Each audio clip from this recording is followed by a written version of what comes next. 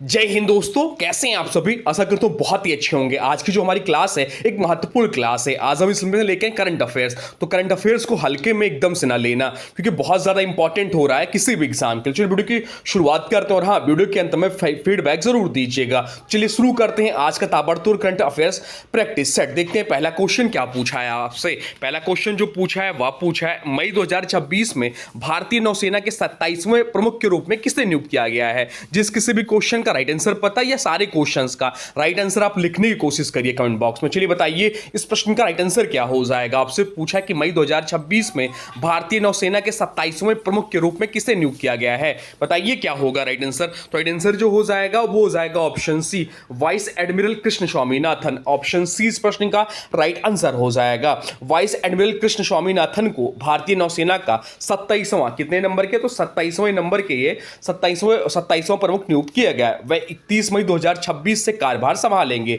यह एडमिरल दिनेश कुमार त्रिपाठी का स्थान लेंगे। भारतीय नौसेना की बात हो रही है तो भारतीय नौसेना का मुख्यालय कहां है, तो नई दिल्ली में। भारतीय नौसेना दिवस मनाया कब जाता है, तो भारतीय नौसेना दिवस जो मनाया जाता है 4 नवंबर को मनाया जाता है। यह भी डेट ध्यान रखिएगा, 4 दिसंबर को मनाया जाता है, 4 दिसंबर को मनाया जाता है।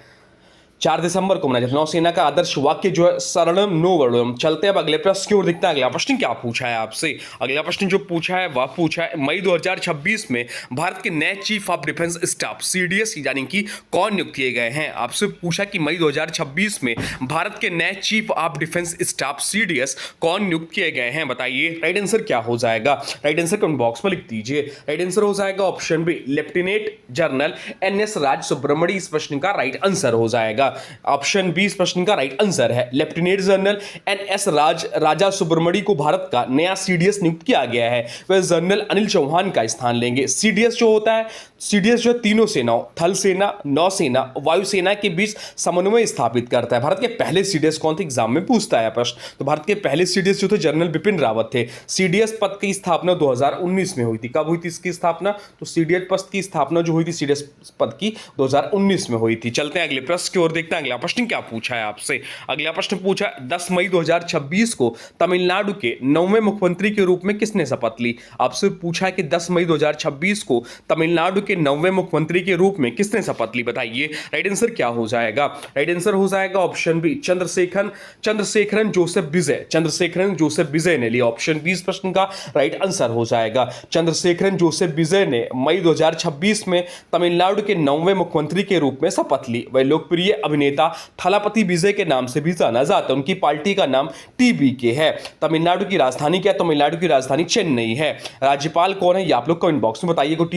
टीबीके का फुल फॉर्म क्या है, यह भी जरूर बताइएगा। तो टीबीके का जो फुल फॉर्म होता है वो तो तमिलगा वेट्री कंगडम, इसका फुल फॉर्म होता है। अब चलते हैं अगले प्रश्न की ओर। देखते हैं अगला प्रश्न क्या पूछा है आपसे। अगला प्रश्न जो पूछा है वह पूछा शुवेंदु अधिकारी किस राज्य के 9वें मुख्यमंत्री बने हैं। आपसे पूछा है कि शुवेंदु अधिकारी जो हैं किस राज्य के 9वें मुख्यमंत्री बने हैं। बताइए राइट आंसर क्या हो जाएगा। राइट आंसर कमेंट बॉक्स में लिख दीजिए। राइट आंसर जो हो जाएगा वो हो जाएगा ऑप्शन डी, पश्चिम बंगाल। पश्चिम बंगाल इस प्रश्न का राइट आंसर हो जाएगा। शुवेंदु अधिकारी पश्चिम बंगाल की राजनीति के प्रमुख नेता हैं। वह राज्य में विपक्ष के प्रमुख चेहरों में गिने जाते हैं। पश्चिम बंगाल से जुड़े प्रश्न आपके प्रतियोगी परीक्षाओं में अक्सर पूछे जाते हैं। पश्चिम बंगाल की राजधानी क्या है, तो पश्चिम बंगाल की राजधानी कोलकाता है। प्रसिद्ध नृत्य गौड़ीय नृत्य है। अब चलते हैं अगले प्रश्न को। देखते हैं अगला प्रश्न क्या पूछा है आपसे। अगला प्रश्न जो पूछा है वह पूछा एन रंगास्वामी 13 मई 2026 को पुडुचेरी के मुख्यमंत्री के रूप में 5वीं बार शपथ लेंगे। वह किस पार्टी से है। आपसे पूछा कि एन रंगास्वामी 13 मई 2026 को पुडुचेरी के मुख्यमंत्री के रूप में 5वीं बार शपथ लेंगे। वह किस पार्टी से हैं। बताइए राइट आंसर क्या हो जाएगा। राइट आंसर कमेंट बॉक्स में लिख दीजिए। तो राइट आंसर जो हो जाएगा वो हो जाएगा ऑप्शन ए। ऑप्शन ए इस प्रश्न का राइट आंसर हो जाएगा। All India NR Congress. All India NR Congress इनकी पार्टी का नाम है। एन रंगास्वामी पुडुचेरी के प्रमुख राजनीतिक नेता हैं। वह AINRC यानी कि ऑल इंडिया एनआर कांग्रेस के पार्टी से संबंधित है। उन्होंने कई बार पुडुचेरी के मुख्यमंत्री पद की शपथ ली है। पुडुचेरी एक केंद्र शासित प्रदेश है। क्या है पुडुचेरी? तो पुडुचेरी एक केंद्र शासित प्रदेश है। इसकी राजधानी जो है पुडुचेरी ही है। इसकी स्थापना, जो इनकी पार्टी की स्थापना होती AINRC की, इसकी स्थापना 2011 में हुई थी। चलते हैं अगले प्रश्न क्यों देखते हैं। अगला प्रश्न क्या पूछा है आपसे। अगला प्रश्न जो पूछा है वह पूछा है अप्रैल 2026 में वियतनाम के नए राष्ट्रपति कौन चुने गए हैं। आपसे पूछा कि अप्रैल 2026 में वियतनाम के नए राष्ट्रपति कौन चुने गए हैं, बताइए राइट आंसर क्या हो जाएगा। तो राइट आंसर जो हो जाएगा वो हो जाएगा ऑप्शन सी, तोलाम। तोलाम इस प्रश्न का राइट आंसर हो जाएगा। यह इंपॉर्टेंट प्रश्न है। वियतनाम के नए राष्ट्रपति के रूप में तोलाम चुने गए हैं। वे पहले देश के सार्वजनिक सुरक्षा मंत्री रह चुके हैं। वियतनाम दक्षिण पूर्व एशिया का महत्वपूर्ण देश है। वियतनाम की राजधानी क्या है? तो वियतनाम की जो राजधानी है वह हनोई है। हनोई यहाँ की राजधानी है। मुद्रा वियतनामी डोंग है। चलते हैं अगले प्रश्न की ओर, देखते हैं अगला प्रश्न क्या पूछा है आपसे। अगला प्रश्न पूछा है किस भारतीय वैज्ञानिक को प्रतिष्ठित विक्टरी अवार्ड 2026 मिला है। आपसे पूछा किस भारतीय वैज्ञानिक को प्रतिष्ठित विक्टरी अवार्ड 2026 मिला है, बताइए राइट आंसर क्या हो जाएगा। राइट आंसर कमेंट बॉक्स में लिख दीजिए। इसका राइट आंसर अगर आप लोग कमेंट बॉक्स में लिख देते हैं तो आपकी तैयारी अच्छी है। बताइए क्या होगा राइट आंसर। तो राइट आंसर जो हो जाएगा वो हो जाएगा ऑप्शन डी, परवीन शेख। परवीन शेख इस प्रश्न का राइट आंसर हो जाएगा। ऑप्शन डी इस प्रश्न का राइट आंसर हो जाएगा। परवीन शेख को पर्यावरण एवं वन्यजीव संरक्षण में योगदान के लिए ब्रिटली अवार्ड 2026 प्रदान किया गया। इस पुरस्कार को ग्रीन ऑस्कर भी कहा जाता है। यह सम्मान वैश्विक स्तर पर संरक्षण कार्यों के लिए दिया जाता है। ब्रिटली अवार्ड की बात करें तो इसकी शुरुआत जो हुई थी 1994 से इसकी शुरुआत हुई थी। यह पुरस्कार ब्रिटेन स्थित ब्रिटली फंड ऑफ नेचर द्वारा दिया जाता है। इसे ग्रीन ऑस्कर भी कहा जाता है, इसलिए यह इंपॉर्टेंट प्रश्न है। चलते हैं अगले प्रश्न को देखते हैं। अगला प्रश्न क्या पूछा है आपसे। अगला प्रश्न जो पूछा है वह पूछा है विश्व खुशहाली सूचकांक 2026 में भारत किस स्थान पर है। आपसे पूछा है कि विश्व खुशहाली सूचकांक 2026 में भारत किस स्थान पर है, बताइए राइट आंसर क्या हो जाएगा। राइट आंसर हो जाएगा ऑप्शन ए 116वें स्थान पर है। ऑप्शन सी ए इस प्रश्न का राइट आंसर हो जाएगा। वर्ल्ड हैप्पीनेस रिपोर्ट 2026 में भारत 116वें स्थान पर रहा। यह रिपोर्ट संयुक्त राष्ट्र समर्पित संस्था द्वारा जारी की जाती है। रिपोर्ट में जीवन स्तर, सामाजिक सहयोग और स्वतंत्रता जैसे मानकों को शामिल किया जाता है। वर्ल्ड हैप्पीनेस रिपोर्ट प्रतिवर्ष जारी होती है। अक्सर फिनलैंड शीर्ष स्थान पर रहता है। रिपोर्ट में जीडीपी, सामाजिक समर्थन, जीवन प्रत्याशिता आदि मानक शामिल होते हैं। चलते हैं अगले प्रश्न की ओर, देखते हैं अगला प्रश्न क्या पूछा है आपसे। अगला प्रश्न जो पूछा है वह पूछा है 11वां लामितीय अभ्यास। आपसे पूछा है कि 11वां लामितीय अभ्यास 2026 भारत और किस देश के बीच आयोजित किया गया। आपसे पूछा कि 11वां लामितीय अभ्यास 2026 भारत और किस देश के बीच आयोजित किया गया, बताइए राइट आंसर क्या हो जाएगा। राइट आंसर हो जाएगा ऑप्शन सी, सेशल्स। सेशल्स इस प्रश्न का राइट आंसर हो जाएगा। एक्सरसाइज लामितीय भारत और सेशल्स के बीच आयोजित संयुक्त सैन्य अभ्यास है। इसका उद्देश्य समुद्री सुरक्षा और रक्षा सहयोग बढ़ाना है। यह हिंद महासागर क्षेत्र में रणनीतिक सहयोग को मजबूत करता है। सेशल्स जो है हिंद महासागर में स्थित द्वीपीय देश है। इसकी राजधानी विक्टोरिया है। मुद्रा सेशेलोइस रुपया है। चलते हैं अगले प्रश्न की ओर, देखते हैं अगला प्रश्न क्या पूछा है आपसे। अगला प्रश्न पूछा है 8वें राज्य वेतन आयोग का गठन करने वाला भारत का पहला राज्य कौन बना। आपसे पूछा कि 8वें राज्य वेतन आयोग का गठन करने वाला भारत का पहला राज्य कौन बना, बताइए राइट आंसर क्या हो जाएगा। राइट आंसर कमेंट बॉक्स में लिख दीजिए। यह इंपॉर्टेंट प्रश्न है। तो राइट आंसर जो हो जाएगा वो हो जाएगा ऑप्शन डी, असम। असम इस प्रश्न का राइट आंसर हो जाएगा। असम 8वें राज्य वेतन आयोग का गठन करने वाला पहला राज्य बना। इसका उद्देश्य सरकारी कर्मचारियों के वेतन एवं भत्तों की समीक्षा करना है। राज्य वेतन आयोग राज्य कर्मचारियों की आर्थिक संरचना तय करती है। असम की राजधानी क्या है, तो असम की राजधानी दिसपुर है। मुख्यमंत्री हेमंत बिस्वा शर्मा जी हैं और ब्रह्मपुत्र नदी असम की प्रमुख नदी है। चलते हैं अगले प्रश्न क्यों देखते हैं। अगला प्रश्न क्या पूछा है आपसे। अगला प्रश्न भी इंपॉर्टेंट मार्क कर लीजिए। आपसे पूछा है कि भारतीय रिजर्व बैंक यानी कि आरबीआई ने 1 अप्रैल 2026 को अपना कौन सा स्थापना दिवस मनाया है। आपसे पूछा है कि भारतीय रिजर्व बैंक आरबीआई ने 1 अप्रैल 2026 को अपना कौन सा स्थापना दिवस मनाया है, बताइए राइट आंसर क्या हो जाएगा। राइट आंसर हो जाएगा ऑप्शन बी, 91वां। ऑप्शन बी इस प्रश्न का राइट आंसर हो जाएगा। भारतीय रिजर्व बैंक की स्थापना 1 अप्रैल 1935 को आरबीआई आरबीआई अधिनियम 1934 के तहत हुई थी। 1 अप्रैल 2026 को आरबीआई ने अपना 91वां स्थापना दिवस मनाया। वर्तमान में आरबीआई के गवर्नर कौन है? तो वर्तमान समय में आरबीआई के गवर्नर संजय मल्होत्रा साहब हैं। इसके पहले ब्रिटिश गवर्नर कौन थे? तो पहले ब्रिटिश गवर्नर ऑसबॉर्न स्मिथ थे और पहले भारतीय गवर्नर सीडी देशमुख थे। ये भी एग्जाम में क्वेश्चन पूछता है। आरबीआई का राष्ट्रीयकरण कब हुआ था? तो अब आरबीआई का राष्ट्रीयकरण 1 जनवरी 1949 को होता। मुख्यालय मुंबई में है। पहले इसका कोलकाता में था, परंतु 1937 से अब इसका मुख्यालय जो है मुंबई में है। अब चलते हैं अगले प्रश्न की ओर, देखते हैं अगला प्रश्न क्या पूछा है आपसे। अगला प्रश्न पूछा है अप्रैल 2026 में बुल्गारिया के प्रधानमंत्री पद का चुनाव किसने जीता है? आपसे पूछा है कि अप्रैल 2026 में बुल्गारिया के प्रधानमंत्री पद का चुनाव किसने जीता है? बताइए राइट आंसर क्या हो जाएगा? राइट आंसर हो जाएगा ऑप्शन बी, रोमन रादेव ने। ऑप्शन बी इस प्रश्न का राइट आंसर हो जाएगा। रोमन रादेव बुल्गारिया की राजनीति के प्रमुख नेता हैं। अप्रैल 2026 में प्रधानमंत्री पद के चुनाव से संबंधित प्रश्न परीक्षा में पूछा जाता है। तो एक चीज ध्यान रखिएगा, बुल्गारिया यूरोप महाद्वीप का एक महत्वपूर्ण देश है जिसकी राजधानी सोफिया है। तो राजधानी सोफिया है और मुद्रा लेव है यहाँ की। अब चलते हैं अगले प्रश्न की ओर, देखते हैं अगला प्रश्न क्या पूछा है आपसे। अगला प्रश्न पूछा है वर्ष 2026 में कौन सा भारतीय स्टार्टअप पहला यूनिकॉर्न बना है? आपसे पूछा कि वर्ष 2026 में कौन सा भारतीय स्टार्टअप पहला यूनिकॉर्न बना है? बताइए राइट आंसर क्या हो जाएगा? राइट आंसर हो जाएगा ऑप्शन सी, जसपे। कौन सा? तो जसपे जो है यह बना है, जसपे बना है।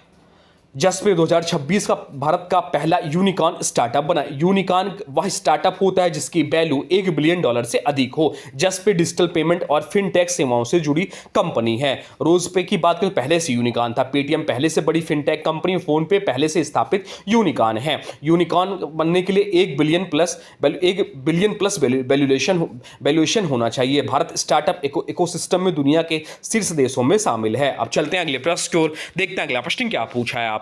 अगला प्रश्न पूछा है जनवरी 2026 में केंद्रीय सतर्कता आयोग के नए सतर्कता आयुक्त कौन नियुक्त हुए हैं? आपसे पूछा कि जनवरी 2026 में केंद्रीय सतर्कता आयोग सीबीसी के नए सतर्कता आयुक्त कौन नियुक्त हुए हैं? बताइए राइट आंसर क्या हो जाएगा? राइट आंसर हो जाएगा ऑप्शन बी। ऑप्शन बी इस प्रश्न का राइट आंसर हो जाएगा। परवीर वशिष्ठ इस प्रश्न का राइट आंसर हो जाएगा। सेंट्रल विजिलेंस कमीशन भ्रष्टाचार निरोधक शीर्ष संस्था है। परवीर वशिष्ठ को नया सतर्कता आयुक्त नियुक्त किया गया। सीबीसी केंद्र सरकार के विभागों में सतर्कता व्यवस्था की निगरानी करता है। सीबीसी की स्थापना कब हुई थी? तो 1964 में इसकी स्थापना हुई थी और मुख्यालय जो है न्यू दिल्ली में है। चलते हैं अगले प्रश्न को, देखते हैं अगला प्रश्न क्या पूछा है आपसे। अगला प्रश्न पूछा है भारत की पहली 100% दृष्टिबाधित पूर्ण दृष्टिहीन महिला सिविल जज कौन बनी? आपसे पूछा कि भारत की पहली 100% दृष्टिबाधित यानी कि पूर्ण दृष्टिहीन महिला सिविल जज कौन बनी? बताइए राइट आंसर क्या हो जाएगा? राइट आंसर हो जाएगा ऑप्शन डी, थान्या नाथन सी इस प्रश्न का राइट आंसर हो जाएगा।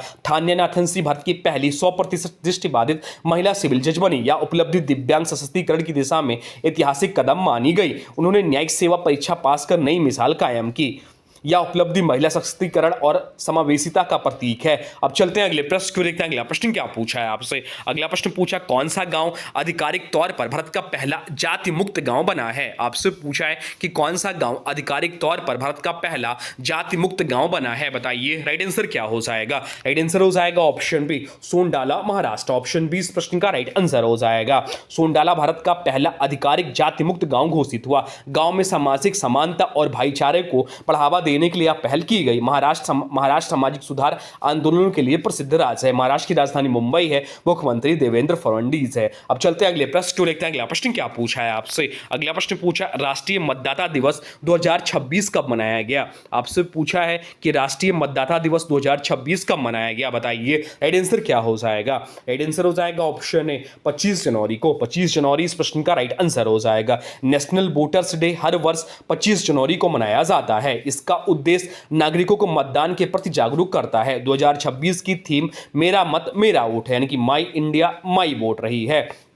24 जनवरी को राष्ट्रीय बालिका दिवस मनाते हैं। 26 जनवरी को गणतंत्र दिवस मनाते हैं। पहली बार राष्ट्रीय मतदाता दिवस 2011 में मनाया गया। चुनाव आयोग की स्थापना 25 जनवरी 1950 को हुआ था। अब चलते हैं अगले प्रश्न को, देखते हैं अगला प्रश्न क्या पूछा है आपसे। अगला प्रश्न पूछा है आध्यात्मिक गुरु दलाई लामा ने किस एल्बम्स के लिए 68वें वार्षिक ग्रेमी पुरस्कार 2026 में अपना पहला ग्रेमी पुरस्कार जीता है? बताइए राइट आंसर क्या हो जाएगा? राइट आंसर हो जाएगा option D, Meditations, the reflection of His Holiness the Dalai Lama।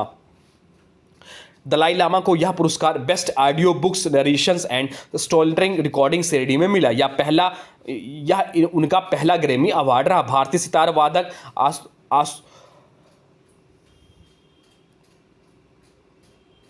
भारतीय सितार वादक जो है शंकर को 13वीं बार ग्रैमी नामांकन मिला है। ग्रैमी अवार्ड संगीत जगत के प्रतिष्ठित पुरस्कार हैं। इसका आयोजन जो होता है अमेरिका में होता है। अब चलते हैं अगले प्रश्न की ओर, देखते हैं अगला प्रश्न क्या पूछा है आपसे। रविशंकर को 13वीं बार ग्रैमी नामांकन मिला है। अब चलते हैं अगले प्रश्न को, देखते हैं अगला प्रश्न क्या पूछा है आपसे। अगला प्रश्न पूछा है वर्ष 2026 में कुल कितने लोगों को पद्म पुरस्कार दिए गए हैं। आपसे पूछा है कि वर्ष 2026 में कुल कितने लोगों को पद्म पुरस्कार दिए गए हैं, बताइए। राइट आंसर क्या हो जाएगा? राइट आंसर हो जाएगा ऑप्शन डी, 131 लोगों को। भारत सरकार ने वर्ष 2026 में कुल 131 पद्म पुरस्कार मिले। कितने? 131 पद्म पुरस्कार मिले हैं। इसमें 5 पद्म विभूषण, 13 पद्म भूषण और 113 पद्म श्री शामिल। क्या क्या? तो 5 पद्म भूषण, 13 पद्म भूषण, 13 पद्म भूषण, 5 पद्म विभूषण, 13 पद्म भूषण और 113 पद्म श्री शामिल हैं। धर्मेंद्र सहित कई प्रसिद्ध हस्तियों को सम्मानित किया गया। पद्म पुरस्कार की बात करें तो भारत के सर्वोच्च नागरिक सम्मानों में शामिल है। घोषणा हर वर्ष गणतंत्र दिवस की पूर्व संध्या पर। पद्म पुरस्कार की शुरुआत 1954 में 3 श्रेणियों में दिया जाता है, पद्म विभूषण, पद्म भूषण और पद्म श्री। अब चलते हैं अगले प्रश्न को, देखते हैं अगला प्रश्न क्या पूछा है आपसे। अगला प्रश्न पूछा है नई दिल्ली में आयोजित 11वें रायसीना संवाद 2026 में मुख्य अतिथि कौन है। आपसे पूछा कि नई दिल्ली में आयोजित 11वें रायसीना संवाद 2026 में मुख्य अतिथि कौन है। तो राइट आंसर हो जाएगा ऑप्शन सी, अलेक्जेंडर स्ट्रब इस प्रश्न का राइट आंसर हो जाएगा। रायसीना डायलॉग 2026 का आयोजन 5 से 7 मार्च 2026 तक नई दिल्ली में किया गया। मुख्य अतिथि थे अलेक्जेंडर स्ट्रब। 2026 की थीम संस्कार, अभिकथन, समायोजन, उन्नति रही है। रायसीना संवाद भारत का प्रमुख भू राजनीतिक सम्मेलन है।